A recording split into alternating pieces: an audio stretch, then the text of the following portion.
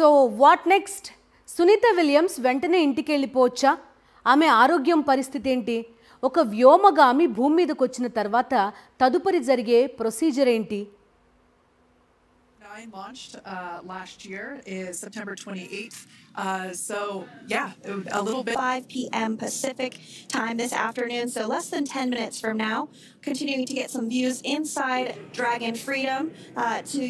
And there you see it on your screen, drogue deployment. Great nominal.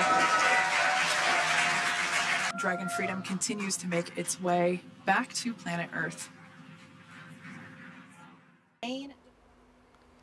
So Sunita విల్మోర్తో పాటు Hague గోర్బనోవ్ సేఫ్గా భూమి మీద అడుగుపెట్టారు.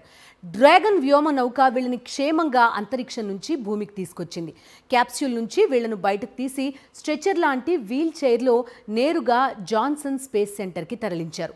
అంతరిక్షంలో గురుత్వాకర్షణ లేకపోవడంతో వారి కండరాలు ఎముకలు బలహీనపడిపోయాయి. కాబట్టి భూమి మీదకి వచ్చినా వెంటనే వాళ్ళు నడవలేరు. 9 నెలల పాటు అంతరిక్షంలో ఉన్న సునీత విలియమ్స్ అయితే మరోసారి కొత్తగా నడవడం ప్రాక్టీస్ చేయాల్సి ఉంటుంది. అందువల్ల వ్యోమగాములు ఆరోగ్యంగా ఉండేందుకు వ్యాయామం చాలా ముఖ్యం. The shoulders of Commander Nick Hague, who is on the left-hand side of your screen there, and Mission Specialist Alexander Gorbanov there on the right. That's right, Kate. And the next major milestone that we're looking ahead towards this afternoon is claw separation. We're targeting that claw separation at 2:05 p.m. Pacific time this afternoon, so less than 10 minutes from now. Continuing to get some views inside Dragon Freedom. To the far left there is NASA astronaut Butch Wilmore. And as you can see, the crew is suited up in their space suits. They are suited up in what we call dynamic phases of flight. So when they launch, when they dock, when they undock, when they return back for splashdown. We might hear some call outs on the loops about putting their visors down. That will happen just prior to deorbit burn.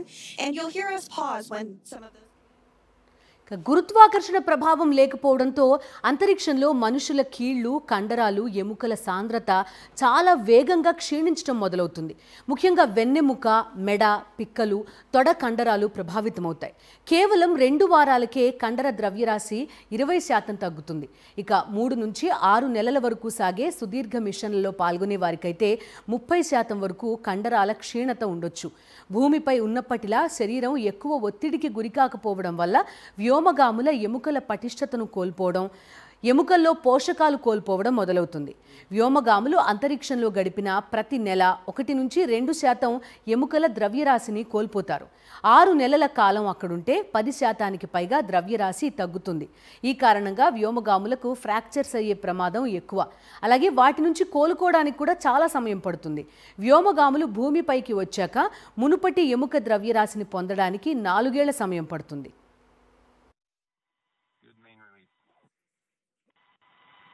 It is an amazing what a ride. I see a capsule for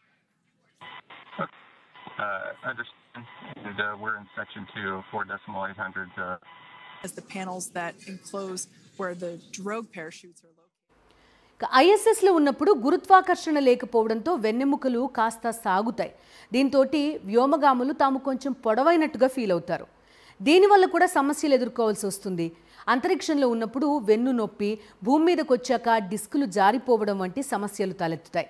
అలానే కంటి సమస్యలు కూడా తలెత్తుతాయి. భూమిపై ఉన్నప్పుడు శరీరం అంతా రక్తం ప్రవహించడానికి గురుత్వాకర్షణ సహాయపడుతుంది. అదే సమయంలో రక్తాన్ని పైకి పంపిస్తుంటుంది గుండె. అంతరిక్షంలో ఈ ప్రక్రియ గందరగోళంగా మారుతుంది. కొంతవరకు ఈ మార్పుకు శరీరం అలవాటు పడుతుంది. కానీ అంతరిక్షంలో తలలో రక్తం సాధారణం కంటే ఎక్కువగా పేరుకుపోతుంది.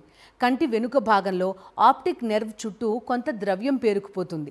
దీంతో కంటి భాగంలో వాపు ఏర్పడి చూపులో సమస్యలకు కారణమవుతుంది. చూపు తగ్గడంతో పాటు కంటి నిర్మాణంలో మార్పులు వస్తాయి. అంతరిక్షంలో 2 వారాల ఉన్న తర్వాత నుంచి ఈ మార్పులు మొదలవుతాయి. సమయం గడుస్తున్న కొద్దీ ప్రమాదం మరింత పెరుగుతుంది. వ్యోమగాములు భూమి మీదకు వచ్చిన ఏడాదిలోపు కంటికి సంబంధించిన కొన్ని సమస్యలు తగ్గిపోతాయి.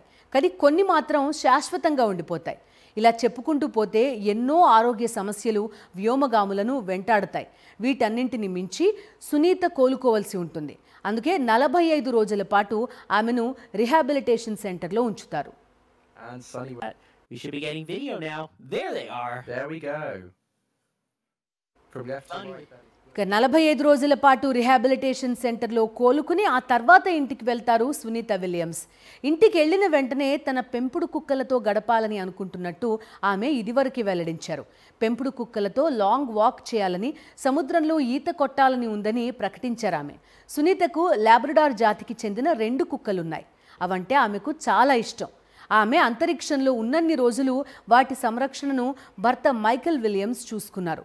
ఇంటికి వెళ్ళిన వెంటనే తన పెంపుడు కుక్కలతో ఎర్లీ మార్నింగ్ వాక్ చేస్తానని, పక్షులు చేసే శబ్దాలు కూడా వినాలని ఉందని చెప్పుకొచ్చారు ఆమె. Alexander, indeed. Get a bit of help. We've got smiles from Alexander. Not unexpected. And the thumbs up. That's his first space flight, by the way. So this is his first return to Earth. And from what I've heard, it is not easy. And there's Sonny Williams. There's Sonny with a big wave. smile and wave to the camera. And again, Pilot of the crew flight test for Starliner, returning home as he slid out the capsule. So Sunita Williams, Butch Wilmore, Nick Hague, అదేవిధంగా Alexander Gorbunov నలుగురు కూడా ప్రస్తుతం ఆరోగ్య పరీక్షలు చేయించుకుంటున్నారు. వాళ్ళు క్షేమంగానే ఉన్నట్టు NASA కూడా ప్రకటించిన పరిస్థితి. 45 రోజులు రిహాబిలిటేషన్ సెంటర్లో కోలుకున్న తర్వాత వాళ్ళు బయటకు వస్తారు.